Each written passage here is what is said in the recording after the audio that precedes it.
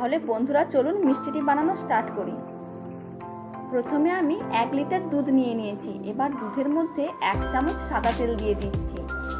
এবার তেলটিকে দুধের সঙ্গে ভালো করে মিশিয়ে নিচ্ছি। দুধটি ফুটে গেছে। এবার ফ্লেম বন্ধ করে 3-4 চামচের মতন ভিনিগার দিয়ে দেবো। তারপর ভিনিগারটি দুধের সঙ্গে ভালো করে মিশিয়ে ছানা কাটার জন্য অপেক্ষা করব। এইভাবে ছানা কাটালে ছানা খুব সফট হয়, তেমন মিষ্টিও খুব নরম হবে।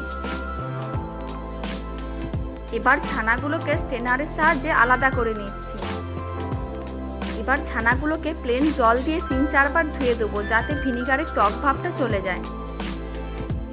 জল ঝরানো ছানাটি প্লেটে নিয়ে এবার তাতে দিয়ে দিচ্ছি 1 চামচ করে সুজি ও 1 চামচ ময়দা ও 1 চিমটি বেকিং পাউডার, আর দিচ্ছি 7-8 ফোঁটা red food colour. Food colour কিন্তু একেবারেই অপশনাল, আপনারা চাইলে নাও দিতে পারেন। এবার সমস্ত ইনগ্রিডিয়েন্টসগুলোকে হাত দিয়ে খুব ভালো করে মেখে নেব।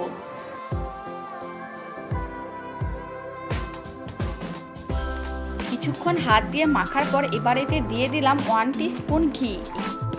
তারপর মিশ্রণটিকে আবারও খুব ভালো করে মেখে নেব। হাত দিয়ে ভালো করে মেখে একটি ডোতে পরিণত করব।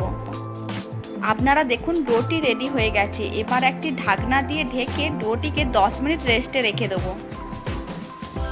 10 মিনিট হয়ে গেছে। এবার ঢাকনা খুলে ডোটির থেকে কিছু অংশ নিয়ে এইভাবে ছোট ছোট বল বানিয়ে নেব। এইভাবে আমি সমস্ত বল বানিয়ে নেব।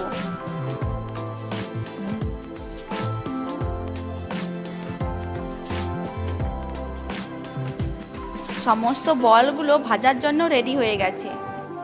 এবার একটি ফ্রাইং প্যানে পরিমাণ মতন তেল নিয়ে নিয়েছি। এবার তাতে দিয়ে দিচ্ছি বানিয়ে রাখা বলগুলো।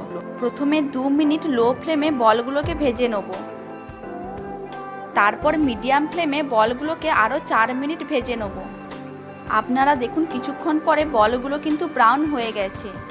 এবার বলগুলোকে আরেকটু ভেজে কালচে করে নিচ্ছি। দেখুন বলগুলো খুব ভালো করে ভাজা হয়ে গেছে।